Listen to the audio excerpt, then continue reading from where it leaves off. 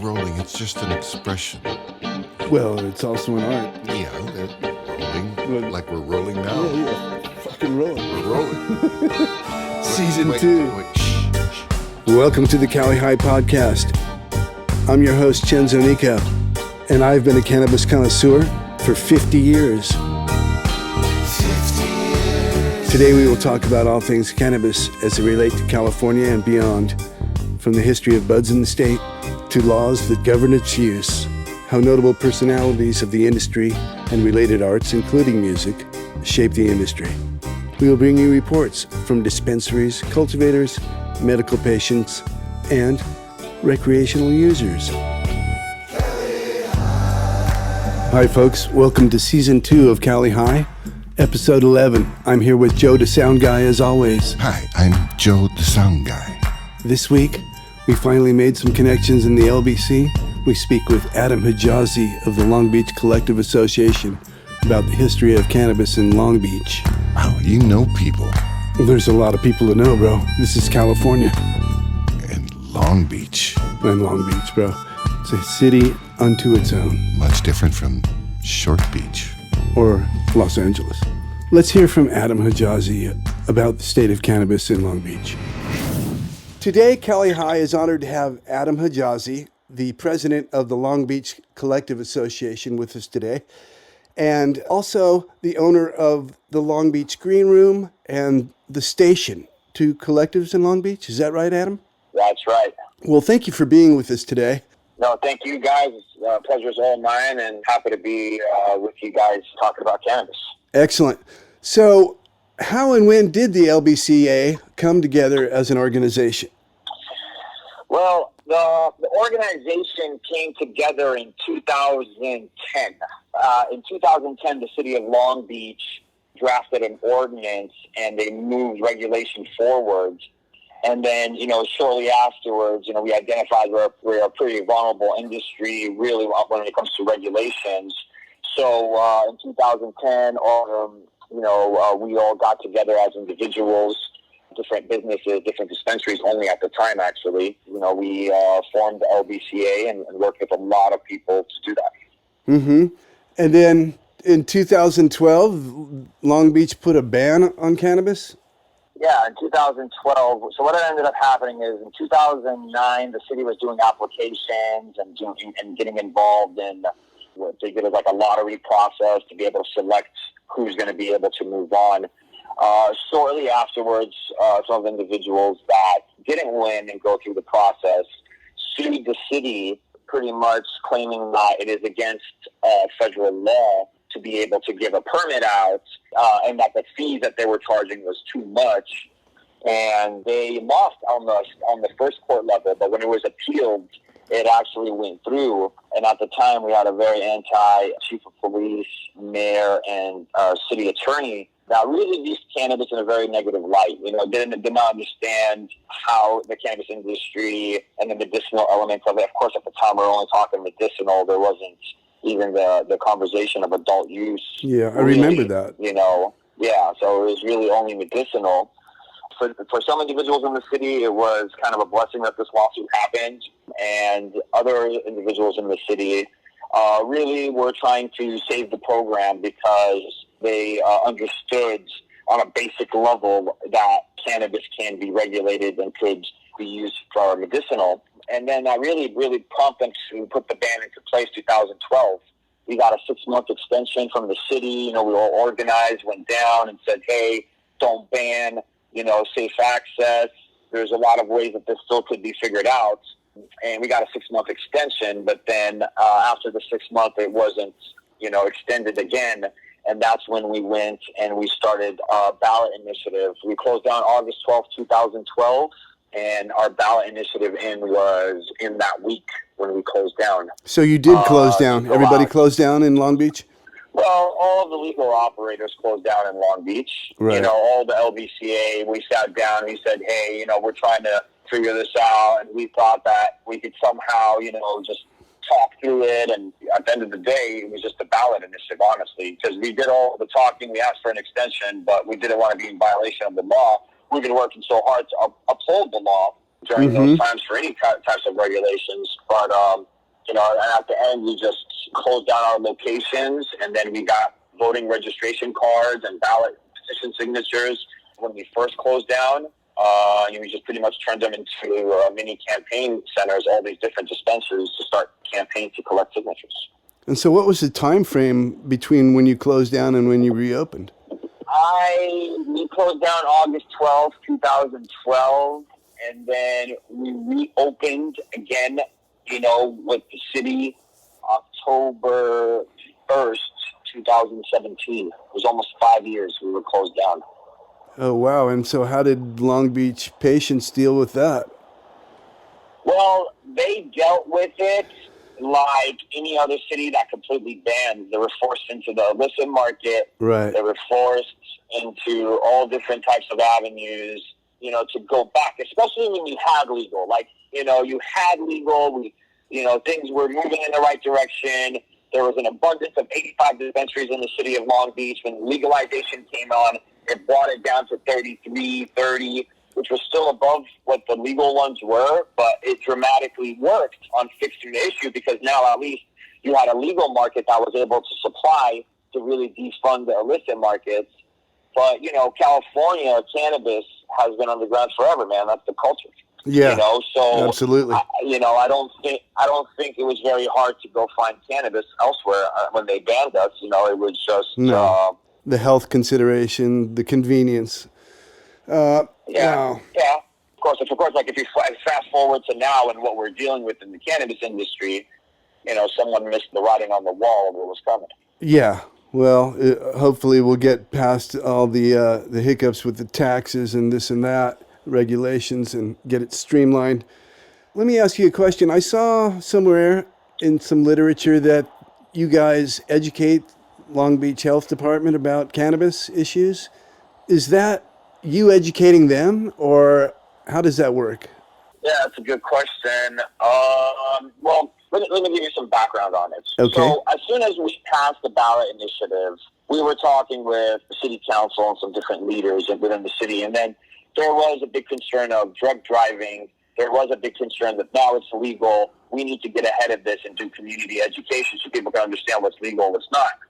So we as the LBCA, we know that education is going to be the key for anything to move because people need to, understand more before they break the perception. So what we did is we partnered with the Long Beach Health Department and we got a grant.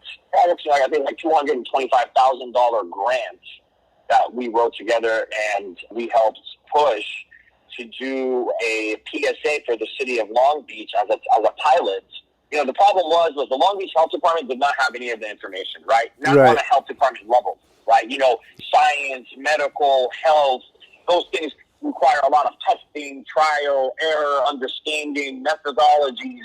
So they had nothing that they were able to understand in their language. Mm-hmm. So really the city of Long Beach Health Department at the time, and I'm talking about, this was when it was first introduced, but there were some really great people that worked in the health department that brought a lot of information and worked really close with us to adapt the information. But primarily it was, you cannot drive under the influence, you could get in trouble, DUI can cause you harm. That was the health department's startup for a PSA because that's what they could actually cover because, like drunk driving, that's all in their neighborhood, right? That's very easy, played out PSAs. So we came in and we started to educate people, the health department, and open up our facilities, open up our knowledge, experience, even, explaining, the trade and how it works. So that way, that was one part of it. But how do we face with the consumers? Because the health department's main focus is to tackle public. So understanding the consumer and making sure, at first they were trying to use terminology that we felt was kind of part of the stereotype of a cannabis user, which that's not what you want to do because people are going to turn off when it comes to that messaging. They're not going to hear that kind of message where you're scolding them or making them seem like a bad person because they use cannabis. I think we need to talk to people like adults and like it's legal. It was really a lot of back and forth that went in, and we started to table with them 3 times a month through various different communities, so the LBCA and the Long Beach Health Department, And then we would approach people, and the people that worked on the health department with us said it was a great experience from going from not knowing really how to approach this to having a great package that we use right now in the city and a lot of other places on how to approach, your community about legal and the cannabis industry. Well, that's really a good program. I haven't heard of too many cities working with their cannabis industry in educating people and city officials. Yeah.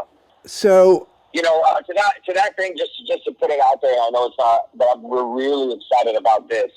From that success that we found, we actually just partnered up with Long Beach Community College. Oh, wow. We're doing a Long Beach Community College, LBCC, and we are right now in the process of finalizing a curriculum for an 8-week non-credited class for cannabis cannabis workers. So that's very cool. We're taking it into the college system. So why is it going to be non-accredited? Well, we got to get our foot in the door. I know. There's still a lot of perceptions in the school system. We wish it was credited, but our goal and our talks with Cal State LBCC, Long Beach Community College, hopefully with Cal State Long Beach, is that based on the success and participation of this, that we can get it into accredited class, because these are jobs of the future and we can't deny them right now. Yeah, you could have a whole college around cannabis issues. Absolutely. Yeah, I used to be a teacher. I just retired, but thanks for being a teacher. That's no job. It's no easy job. Oh, you're welcome, bro. It was a fun ride. Cool. So recently, with the COVID crisis, California implemented quarantine measures, and then cannabis was declared essential. I heard that Long Beach wanted only state medical cannabis card carriers to have access. How did you deal with that and the needs of the recreational users? Well, I'll tell you this, man. When this whole pandemic hit, it was mind-numbing for everybody. All we hear is places are going to close down, shut down, lockdown, National Guard, businesses are going to close. We didn't know how cannabis was going to even be treated at that time. This was before it was essential. So, obviously we have a good relationship with a lot of the city leaders, community people, and, we started to talk to them and understand what was going on. And the reality is, it wasn't clear what was going to happen. Like now we have a more clarity than where we were 3-4 weeks ago, but at that time it wasn't clear. But one message that we got was that they understand that cannabis is going to be important, because different than alcohol, there's, obviously the hundreds of stories, if not thousands of stories they've heard of medicinal use, but they weren't able to clarify it because so much was going on, and rightfully so. We understand, there was a lot of crisis going on, cities trying to gear up to deal with the pandemic. So then, they announced that it was going to be a medical essential business in the state of California. And, we knew that this was happening. This really came from the governor's office that really solidified everything, because some cities were doing a lot of different things. Most of them were going as essential, but how did they open? Did they stay closed? Delivery only? Yeah. And then the medical essential term came up, and that really confused people, because, hey, we have medical use and we have adult use, and they have different tax rates. And we know that if you do medical only, because the doctor recommendation requirement, that it's pretty much a ban, because we know a lot of medical patients have just pretty much graduated from that old system and went into adult use system. We have, and they're under adult use banner, but they're medical patients, and there's a lot of people that are like that. Oh, yeah. So, it was confusing. And then what ended up happening is, what we came to terms with is that, they deemed it as a medically essential business. So that was the gate pretty much to keep us open. And then within a week or two, the city clarified that as long as you hold a medical license, you will be able to stay open and do any other license that you have to have the medical license. I see. So, and that was where, and then, we pushed and we worked with the Long Beach Health Department and the Long Beach Health Department leadership to push for curbside and for them to clarify that issue through a Long Beach health order, because under an emergency, you have the powers change in the city. So the Long Beach health officer has a lot of power right now. So it was clarified in her health orders, we were extremely happy about that. I mean, considering that this is really a bad time and heavy times for a lot of people, but for the government to come out and deem cannabis as an essential business, and so quick, so fast, we're always used to fighting to get cannabis legitimacy, but to be able to get it so fast, I think it struck to the core that everybody knows what cannabis is, and at this time, there's no time for the political bullshit. Yeah. Well, that's quite an accomplishment. Yeah. Does the LBCA work with the UCBA? Yes, we do. We worked with UCBA on numerous actions. Obviously, a lot of the fight's been on the local level, and since the state has came into place, UCBA has been doing a lot of work on the state level, and we've worked with them on figuring out, how to organize the industry more and be on the same page, so that way we can be more effective on the state. So, LBCA really is a Long Beach Trade Association, UCBA, primarily out of Los Angeles to say. So we're kind of, two associations have been doing it, and, always good to talk to industry people. How many entities are in the LBCA? We have around, I want to say 35, 40 and growing. Uh-huh. We have a lot of industry partners, we have affiliates, we have, a lot of individuals, operators, licensed operators that have been part of the effort and pushing so much. So we got about, 35 to 40. So including manufacturers, growers, distributors, and dispensaries? Absolutely. That's something about the LBCA. LBCA is open to anybody that's licensed in the city of Long Beach. It doesn't matter what license you have, because, we were the whole industry. I know there's always this retailer and the supply chain and the potential issues that come up with it, but understanding that everybody affects the supply chain, so we all have to be talking to each other. Mm-hmm. So how does the LBCA's process of legalization and licensing differ from LA's, do you know? Oh, it does. It's hugely different. The way Los Angeles does it and the way Long Beach does it is on two different tracks, really, from the beginning. You know? So LA back in 2009 started, then Long Beach in 2010, and, that was kind of the old way, and they were doing limited liability licenses. I think they were called. Yeah, limited immunity. Or limited immunity, that's what it was called. Yeah. Limited immunity licenses, where we were full on moving towards a business license. Oh, that's cool. Versus for a different prosecution. But right now the way the city, city of LA is a different beast, though. You have 10 million people over there. It's a whole different process. Los Angeles is a huge area. Long Beach is the second largest in the county. But their process has been. Our process, you can, right now, you can go up and you can apply at any given time for other type licenses in the city of Long Beach, as long as you meet the zoning requirements. Oh, that's cool. It really came from, a business-friendly perspective when it came to other type licenses. Now, the retail, there's a cap of 32 in the city of Long Beach. And that was a difference because, there's a lot of community concerns. They didn't want too many. We didn't want to not having enough, because that will cause a nuisance. So that had to have some sort of cap, and that kind of grows with population to be able to accommodate supply and demand. Right. And other type licenses are really available today if you wanted to go in. I mean, considering some of the COVID stuff that's going on, it's not. It's just available. Uh-huh. So are there 32? No, right now there's 20 that are open. Mm-hmm. 20 that are open, approximately. Every single city always has certain licenses that, for whatever reason, take a very long time to open up, or sometimes don't even open up at all. Uh-huh. But right now, to date, since the program went into place, we have about 20 that's opened. The oldest one being actually our facility, Long Beach Green Room, which opened up in October 2017, and the newest one almost a few weeks ago. Wow.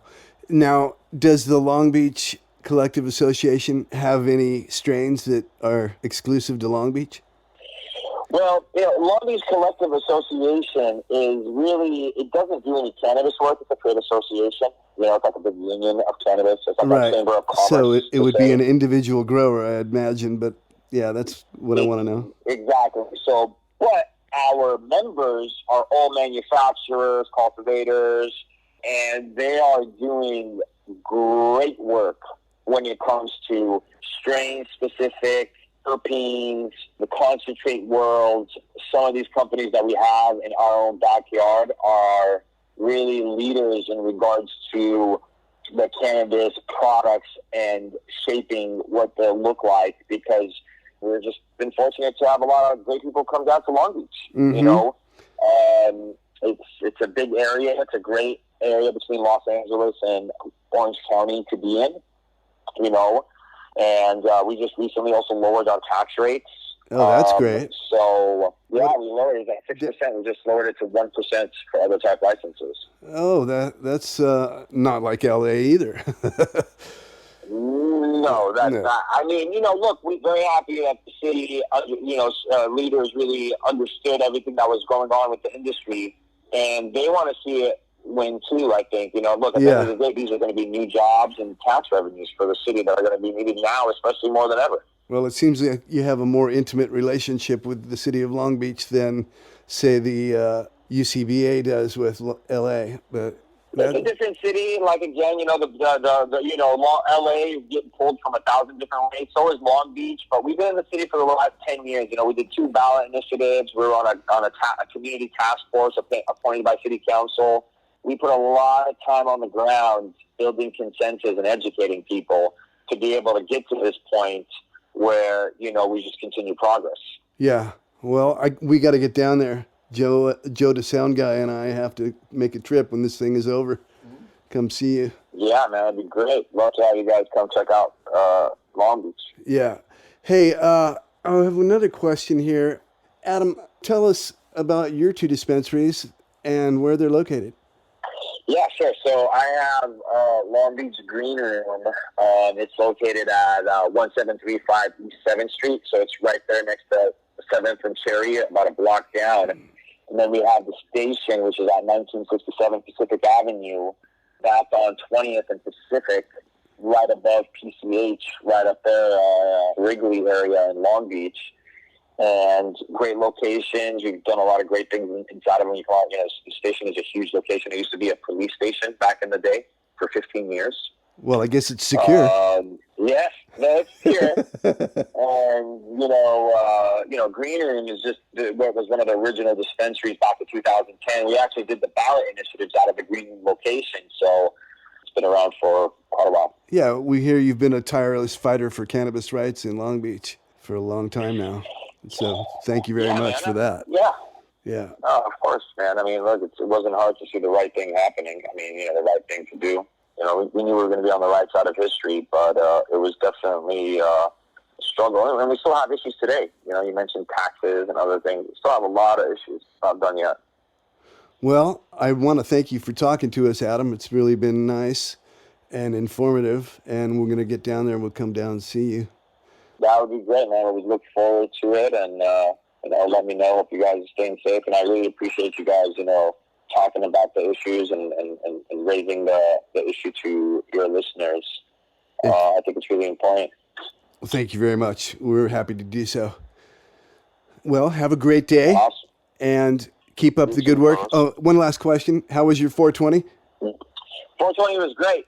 Excellent. It's funny, people have been coming into the dispensary, kind of in and out, but on 420, I think, people had some sort of excuse to feel a little uplifted and kind of connect back to their other 420s. So it was busy, and we did, I think, a great job at social distancing, and been doing a good job at social distancing, so it was a success. Excellent. Well, stay well and be blessed, bro. You too, fellas. Be safe. Okay, we'll talk to you. Bye-bye. Thanks. We now have a connection. Yes, we do. Long Beach, bro. From the north to the south, we are connected. Yep. That's what we're trying to do. It's just Cali High. How did we get here? How did we get here? How did you get here? Wait a minute. Well, okay. Hold on, wait. All Let right. me stop. fuck. Stop the music. Let's do an interview with Cenzo Nico. Cenzo. Hi, this is Cenzo Nico, your host. Hi, I'm Joe DaSoundgai. Hey, Joe DaSoundgai. And I'm on a show called Cali High, started by a guy with a very similar name to yours. Mm-hmm. Or is that you? It could be me. That is you, isn't it? You look familiar. Okay, for those of you that don't know Cenzo Nico, he is a connoisseur of cannabis for the last 50 years. 50 years. Some of them are listeners. Yeah. May not believe that. You started in high school or junior high? I was 12 when I started smoking. Yeah. I had older brothers. I remember we had a hill in the back of the house. There was an avocado tree. I caught my friend smoking weed with my brother. Did you make an avocado pipe? Drill a hole? No. No. Okay. You did what with There's your a big pit in there. We smoked weed under the avocado tree Okay. on the hill. That's where I smoked first time. Uh-huh. Early in 1969, in the springtime. Sounds about my time, too. Mine was North Hollywood Park. Yeah. Cool. So, times have changed. Times have changed. I mean, back then, anywhere you went, you would live in total paranoia of getting busted by the cops and taken to jail just for smoking pot. And my eyes would get red if I smoked weed, so I always had to have, Visine, and when I became, immune to that, I had to switch to Clear Eyes. Mm-hmm. Clear Eyes. We should have an endorsement for Clear Eyes. We should. Yeah. We'll talk to advertising later. But anyway, yeah, a whole different world back then. A whole different world, and we had to worry about getting busted everywhere we went for the weed in our pocket. Oh, I know that one. Or in the house. Yeah. Or in the garden. Did you ever grow when you were younger? Late 20s was the first time I actually successfully grew a crop. Where did you get it then? I mean, my friend Howard. Okay. He had some Big Sur Holyweed seeds, and we grew them in Bel Air. A friend with weed is a friend indeed, we used to say, right? Yes. Yeah. Well, a friend with seeds is a friend that's going to be indeed. Okay, yeah. Yeah. So we grew them down in the canyon, guerrilla style. Wow. Yeah, they came out really good. How tall did they get? They got about 6 feet. Yeah. Yeah, we had to surround them with chicken wire because the deer were eating all the branches. Of course. And then there was a rat that would line his nest with the leaves and the branches, and we had to do worse with him. But back then you didn't know if it was a sativa or an indica. No, we knew. You knew, really? Yeah. I didn't know. It was like, Well, it was much more distinct back then because weed hadn't gone through so many hybridizations. And so therefore the distinction between indica and sativa was more readily apparent. Right. So, for instance, we had our indicas ready in October, and the sativas, which came from Thai seeds, weren't ready until December and early January. Wow. Now, you were in the Navy at one point. Now, did you score across the water? I never actually had sea duty. No? I was stationed at Point Magoo. Oh, Point Magoo. But I did get some great body surfing in with some seals. Oh, yeah? Navy SEALs? No, just regular seals. Regular SEALs. Okay. Yeah, there's an amazing surf spot at Point Magoo on the base, NAS, Naval Air Station, Point Magoo. And when it gets big, 20-foot waves roll in, and all of a sudden world-class surfers appear, and you don't know how they got there. Most of them come in from a boat, offshore, paddle in. Some people have connections with the military, but whatever. And you have a connection to Thailand. I have a connection to Thailand? Yes, of course I have a connection to Thailand. But you have it because of the Navy, right? Or did you? No. I went to Thailand before the Navy. Really? Yeah. No, I was in the drug corps. The drug corps? Yeah. Okay. Back in those days, they had amazing weed in Thailand called Thai sticks. Yeah, that was, back in the day, back in the 60s, late 60s. Yeah, but I didn't actually go there till 81, the first time when I went there. Okay. Yeah. The Thai sticks didn't happen until around the 70s, bro. There were no Thai sticks here in the 60s. Okay. Colombian was first, right? Colombian came from like 73 to 78. Really? It was gone. Yeah. The Coast Guard put a nix on that one. And then so the Colombians brought in cocaine. Yeah. Yeah, see, people just starting to enjoy the cannabis at this point in time have no idea what we went through. No idea. Like, okay. Because, we were talking about the other day, the only way I'd get it is I'd know a guy and then I'd go over and you'd go talk to somebody and then, you had to be their best friend. It's like, hey, dude, how's it going? Yeah. I know. And just like, why am I here? And listen, you listen to some of those stories and you go, oh my God, let me just pay you and get out of here. Well, I had a connection and he knew the Colombian consul who I met over at his house. And we used to pick up like 25-pound blocks of Colombian. Wow. And one day I went to his house and there was no Colombian weed. I'm thinking, okay, I'm paying for the weed. I'm going to get some more. Mm-hmm. And he tries to hand me a big bag of Coke. And so I'm like, what do you think a bunch of weed smokers are going to do with this, bro? Yuck. That's like the other direction completely. Yeah. So anyway. Completely. Things went south from there. Uh-huh. Then I joined the Navy.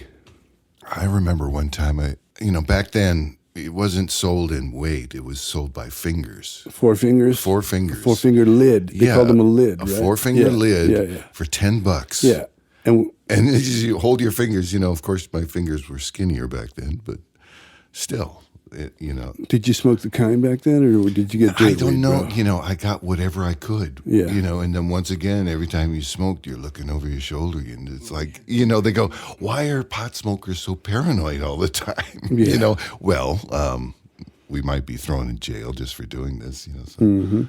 But there was one time, the biggest amount of pot that I was going to score was a pound, a kilo or something, equivalent, from a guy that was in a house with some other people, and he never showed up. I'm just standing on the corner. It's better than getting held up for the it's true. The money, you know what I mean, which has happened to me a few times. But really?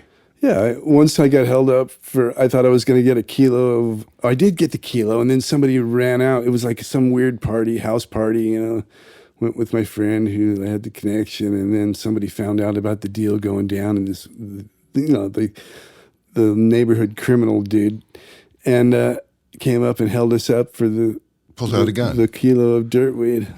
Yeah, pulled out a gun. We let it go, of course. Jeez. I also got held up for a slightly larger deal. It was like $5,000. It was just before a Halloween party I was about to have, which I did have, and we went through with the party. No, it sucks. And it turns out my DJ set me up, bro. Really? Yeah. Your DJ? Yeah, the guy that played music for the party. Oh. Well, he was a friend of mine. He was actually my neighbor from up the hill. And what are friends for? Well, he got strung out on heroin and went down a dark path. And kids don't do heroin. Yeah, we don't recommend anything other than smoking cannabis and legally. Don't even recommend that. No.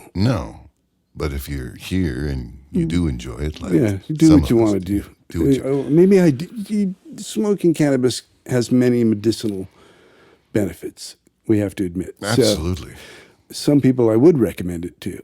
Absolutely. Yeah. Absolutely. There's also different ways of ingesting, which are safer for the lungs, but whatever. But nowadays, it's just safer to go into a place. You know what you're getting. You feel safe. There's a cop at the door with a gun. Back to the questions? I have no questions for you, sir. I don't even know how you got in here. Security. Hey, no, I paid my way in. Oh. No, you're also very into reggae music. It's true. I don't think you really like it. I think you love it. I do love it. Yes. And even you and I have started playing it. Well, we a little bit here and there. We right? We do it a little bit. Yeah. Well, it's our theme song. The theme song? Yeah. Yeah, we've made a lot of music together, haven't we? We have. We have made a lot of music. We've smoked a lot of bud together. We've smoked a lot of bud together. We've known each other for 50 years. Okay, so Yeah. Reggae. You know what, bro? I didn't know anything about reggae, and my brother, who was my musical guru, Chris, a great guy, he was 8 years older than me, had a great record collection, and we would get high and listen to records. And he told me there was this guy named Bob Marley, played this kind of music called reggae. He also told me that there were these people in Jamaica called Rastafarians that smoked weed and grew it, and it was kind of their daily ritual. Uh-huh. After graduated high school, and I sold a bunch of Colombian weed one summer and bought a ticket to Jamaica. I was going to ask you if you've been to Jamaica. Well, yeah. It was tell us a okay, little. so it's 1975. Wait. Jamaica trip over there on purpose? I did. Cool. Tell us about that. Okay, so I bought myself a ticket after my brother told me these things. I thought, okay, let's go and see about this. So I'm 18, and I buy the ticket to Jamaica. I arrive in Montego Bay. First thing I do is try to score some weed. First of all, can I say something? It was July, and you're in the middle of the summer, and back then, the only thing that's available is leaves, because all the buds from the year before have been smoked, right? So it was the wrong season to go.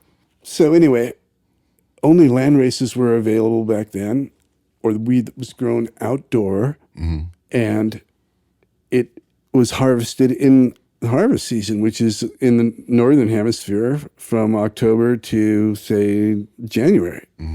And by the end of the year, you're getting toward the summer again, just before harvest. No buds are left to be sold. Don't you remember summer drought, bro? So it's seasonal, is what you're saying. Yeah, it was seasonal. Yes. Yeah, you're like sifting the seeds and stems in seasonal, the summertime, trying to get a reefer together. That was in the early days, but yeah. So I arrive in this like colonial hotel, white colonial hotel on a big lawn overlooking the beach, and I get this old colonial bedroom, and it's kind of stark, and yet there's nothing in there except for the bed and the curtains. And so I tried to go get some weed, and so this guy said he could get some weed. We took a taxi ride up in the hills of Montego Bay. We got out, and we're walking up the street, and like, of course, I'm like the only white guy around. Not that ever bothered me, of course. Right. But the dude is like, until you realize you're the only white guy. Could you walk like 10 feet behind me, man? And I'm like, okay, all right. And so then we got some leaves, and it was kind of funky, but it was better than nothing. And I went home and rolled it in a freaking like newspaper in the freaking hotel room in Montego Bay. Next morning, I met some Americans from South Carolina, and they were going to a place called Negril, and they asked me if I wanted to go with them. It was a couple, and so I hopped in their rented car, and we went to Negril. And the journey changed. Yeah, just the journey like changed. He was like, okay, we're out of the city. So I rented a little tent on the sand of the Negril Yacht Club under the palm trees. And I met a Rastafarian by the name of Reeford Ward. He had a little cassette player about 1.5 feet long, and he had one cassette, Naughty Dread. So there we were in my tent, smoking leaves, listening to Naughty Dread. This guy in Jamaica. In Jamaica. I've never heard reggae music before at all. Wow. And there I was listening to one of the seminal albums of all time when it comes to reggae or any music. And I thought to myself, oh my God, this is really different. This has really got soul. It's like got culture. It's like, and I'm here. It fit. It's hard to. It's feel good music. Yeah. It just feels good. Well, it was more than that. It was like, if you listen to Naughty Dread, it talks about, going down through the neighborhoods and, there's a bit of stark reality in there. Yeah. But dichotomy. Yeah. The antithesis. Them belly full, but we hungry. And that was the first time I ever heard reggae. And then I came back to the United States the summer, or a few months later, actually. I was on the Sunset Strip getting some food at the Source, a health food restaurant. And I met Richie and Kat of Third World. They turned me onto their album. We got high back at my house. We went to Island Records. It was really amazing. And I turned all my friends onto the album. I think I mentioned this before, but anyway. Oh, well, yeah. I heard the interview. Yeah. Yeah, I was there. Yeah, with Richie. Yeah, with Richie. Richie. That was amazing. So, do you have a favorite strain? Do you like sativa? Do you like indica? Do you like a hybrid? Or you like going back and forth on that stuff, or what? Well, that's an interesting question, because for me, favorite strains, and this goes back to me being a connoisseur for 50 years, go back to land races of herb. We used to get the most amazing Oaxacan buds, Afghani hash. Mm-hmm. There was Zacatecan, Guerreran. You know, the first weed I smoked was Mexican from different states, but the Oaxacan seemed to be the best. Okay. So I was telling you that most of my favorite strains originally were landrace, right? Thai was amazing. Now, Colombian. when you say Oaxacan, land race or land raised? landrace. Lazed. Race. Raise. Race as in the human race. So land race. Yeah, the different strains. It's race as in strain of marijuana, but when it's a land race, it's the herb that was native to the area for over, say, 100 years. Oh, okay. Indigenous to the area. Indigenous to the area, Okay. right? So you've got weed growing in Thailand, you've got weed growing in Mexico, Sure. Colombia, right? Afghanistan, Hawaii. Hawaii. Hawaii. Hawaii. The weed that was brought there recently. Really? Yeah. So the whole Good stuff. Oh my God! Once you bring something to Hawaii, if you can grow it there, it turns out amazing. But and then there was always the hash growing countries. So you have Morocco, Lebanon, Afghanistan, Pakistan, Nepal, and India are the main hashish growing countries. Mm-hmm. And we used to get amazing Afghani hash brought from the Brotherhood of Eternal Love. What was that, episode 6? Something like that. Mm-hmm. And then we used to get also Lebanese hash. Moroccan was kind of dusty and lower quality, although I've heard people say there's better quality there. What was that finger roll stuff? Those were Nepalese. Nepalese Yeah. finger roll. I remember that. Yeah. It's like also balls, temple balls. Remember them? Is this sushi or hash? Yeah. Finger roll, please. Mm-hmm. Finger roll. So anyway, so from all those strains came our strains that we have today, right? Okay. So The different races, yeah, different land races. once you know, I have books that actually explain the crosses of each land race to make the first strains, and then what, you know, it keeps going down and down and down in generation till you got to where we are now, where you have just like endlessly hybridized Oh, yeah. and crossed strain. It's like the $1 Million Man. Yeah. We're building the better bud. Yeah, and whoever sells it can name it, so there's no consistency in the naming either. So that is another problem. People make their own names for things. Okay, so would a indica, that's for me. That's for me. No, it's for me. No, it's for me. Oh, okay. Is it for me? I don't know. Aye. Well, thank you for being on our show. Wait, thank you for being on your show. And we'll have you back again, I'm sure. I'm sure you will. Thank you for having me.